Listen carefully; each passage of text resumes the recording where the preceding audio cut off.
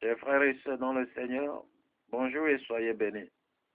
Voici vendredi 11 janvier 2013 et soyez à l'écoute de l'émission La Bible expliquée présentée par le pasteur Charles Coco depuis Edaye. Soyez tous à l'écoute et votre vie ne sera plus jamais la même au nom de Jésus. Amen. Mon frère et ma sœur, soyez tous bénis ce matin dans le nom puissant de Jésus. Je prie pour toi. Je prie pour cette émission. Je bénis le Sénégal. Je bénis les auditeurs. Je bénis les autorités. Que le Seigneur les accorde la sagesse de conduire ce pays dans la crainte de Dieu et dans la paix. Je demande à ce que l'Éternel sème cette parole dans ton cœur afin qu'elle produise beaucoup de fruits pour la gloire de son nom et pour le salut des âmes dans le nom puissant de Jésus-Christ. Chers frères et sœurs, chers auditeurs, je bénis le Seigneur pour ta vie ce matin. Nous voici une fois encore à l'émission L'heure de la Bible expliquée. Je remercie le Seigneur qui utilise cette émission. Beaucoup de personnes nous appellent, beaucoup demandent de conseils. Beaucoup réclament de prières. Dieu est au contrôle de tout cela. Car nous ne sommes rien, mais c'est Dieu qui fait son œuvre. Que la gloire soit à lui et que des grands témoignages accompagnent les gens sur cette terre dans le nom puissant de Jésus-Christ. Ce matin, je voudrais t'exhorter sur la foi forte. Comment avoir une foi forte, mais comment demeurer dans une foi forte. La foi est le moyen par lequel nous recevons de Dieu. Et la foi est le moyen par lequel nous opérons des grandes choses pour la gloire du Seigneur. Le temps est court pour nous pour expliquer et développer la foi ou pour dire les plus différentes sortes de foi qu'il y en a. Mais ce matin, retiens que l'Esprit de Dieu te dit, sois forte dans la foi. Nous allons lire la parole de Dieu dans Romains 4, versets 19 à 20. Je lis la parole de Dieu avec respect. Et s'affaiblit dans la foi, il ne considéra point que son corps était déjà usé, puisqu'il était près de 100 ans et que Sarah n'était plus en état d'avoir des enfants. Il ne douta point par incrédulité au sujet de la promesse de Dieu, mais il fut fortifié par la foi, donnant gloire à Dieu. Mon frère et ma soeur, Abraham était dans une situation critique et dans une situation tellement terrible. Une situation que toi et moi, nous n'arrivons pas à supporter et que nous ne supportons pas actuellement. Mais la Bible dit que dans cette situation, il ne douta point de la parole de Dieu par incrédulité. Mais il reconnaît que celui qui a fait la promesse est fidèle.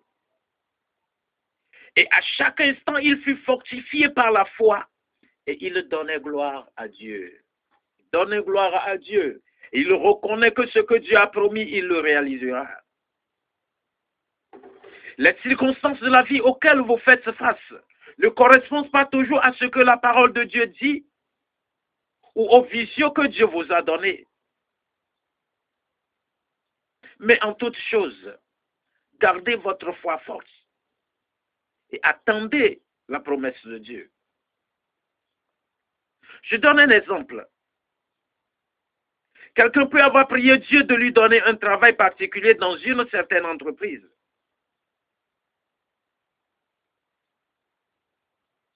Et peut même recevoir une prophétie de l'Esprit de Dieu que ce travail est le sien. Puis en se fondant sur la parole de Dieu, il va avec confiance vers l'entreprise et apprend que le poste a été donné à une autre personne ou le poste a été pris.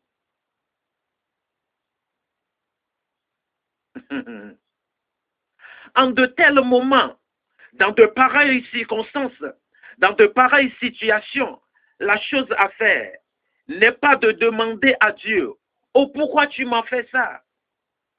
Pourquoi tu lui as donné la prophétie et tu ne l'as pas réalisée? Ce n'est pas le moment de se lamenter, de déverser sa frustration. Plutôt, c'est le moment de démontrer une foi forte. C'est le moment de marcher dans la foi. C'est le moment de ne pas douter par incrédulité de la promesse de Dieu ou de la révélation. Une foi forte est inflexible. Face aux situations négatives, face à tout problème, face à tout ce qu'elle rencontre, une foi forte demeure toujours inflexible et ne se décourage jamais. Une foi forte ne chancelle pas. Elle maintient la confession face aux oppositions qui font vaciller, face aux oppositions qui font trembler. Il maintient toujours sa position. Une foi forte est une foi têtue.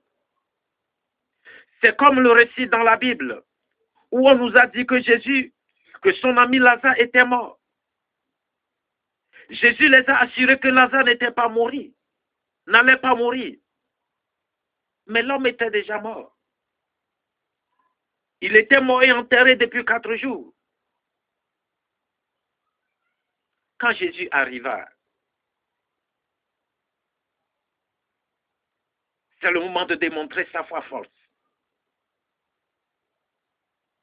Et je voudrais que tous nous apprenions, à partir de l'attitude du Maître, à partir de l'attitude de notre Seigneur Jésus-Christ, car nous sommes ses disciples pour l'imiter et marcher selon ses principes et selon ses attitudes. Quand il se rendit au tombeau de Lazare, il n'a pas dit, Père, pourquoi as-tu laissé Lazare mourir?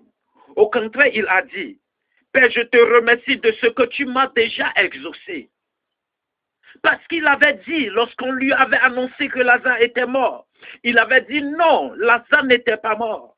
Lazare est vivant. Il a cru de tout son cœur que cette parole qui est sortie de lui a été exaucée par le Père. En ce qui concerne le Père, en ce qui concerne Jésus, le Père l'a exaucé. Le Père a entendu sa parole. Il n'a pas douté de ce qu'il avait dit. Il n'a pas douté de la vie que cette parole a semée en Lazare. Car il avait dit, Lazare n'était pas mort. Tant pis que l'homme était enterré depuis 4 jours. Cela ne faisait aucune différence. Cela ne doit pas faire chanceler notre foi. Cela ne doit pas faire chanceler ou faire perdre notre confession. Cela ne doit pas changer notre confession. Il a dit à Lazare de sortir, comme vous appelez quelqu'un qui dort dans la pièce à côté. C'est ça une foi forte. Lazare sort. Puis la Bible déclare que Lazare est sorti de sa tombe. La foi forte ne connaît pas le sens du trop tard. La foi forte ne développe pas le sens du trop tard. La foi forte ne dit pas c'est tard dans ma vie, ça ne peut plus être réalisé, ça ne peut plus être accompli. Lorsque votre foi est forte, rien ne vous sera impossible. Vous n'abandonnerez ou ne plierez pas face à l'adversité.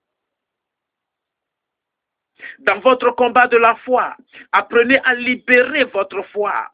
Apprenez à déclarer avec confiance, avec certitude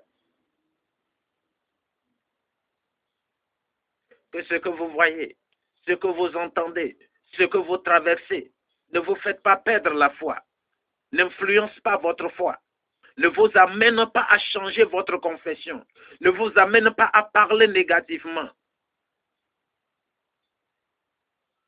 Mais croyez et vous verrez la gloire de Dieu se manifester dans votre vie. Notre Dieu est un Dieu capable. Il exauce les prières. Continuez à confesser la parole de Dieu. Ce n'est pas tard dans ta vie. La promesse de Dieu s'accomplira. Continue à confesser. Tu verras tout ce que tu confesses se matérialiser tout autour de toi. Il n'y a plus de choses comme trop tard ou impossible dans le dictionnaire de Dieu, dans la vie d'un chrétien, car nous sommes les princes. Nous savons le Dieu que nous adorons. Il est capable d'agir dans ta vie. Tu gagneras. Je gagnerai. Le monde tout entier gagnera. Les chrétiens gagneront. Nous dominerons et nous gouvernerons le monde si nous pouvons manifester une foi forte et se lever dans la foi forte. Que le Seigneur te bénisse ce matin. Je prie à ce que le Seigneur fortifie ta foi. Ne te décourage pas. Prends courage et reviens au Seigneur. Toi qui ne le connais pas, je voudrais te dire que le Seigneur est puissant et qu'il peut changer quelque chose dans ta vie. Viens expérimenter sa gloire. Viens expérimenter sa puissance. Viens expérimenter son amour, sa compassion. Tu verras la gloire de Dieu dans ta vie. Sois béni ce matin et que le Seigneur ressuscite toutes choses mortes dans ta vie. Que le Seigneur fait que ce que tu as espéré depuis des années devienne réalité dans le nom puissant de Jésus. Que le Seigneur bénisse cette journée et que le Seigneur bénisse le Sénégal dans le nom puissant de Jésus-Christ. Amen. Je vous remercie.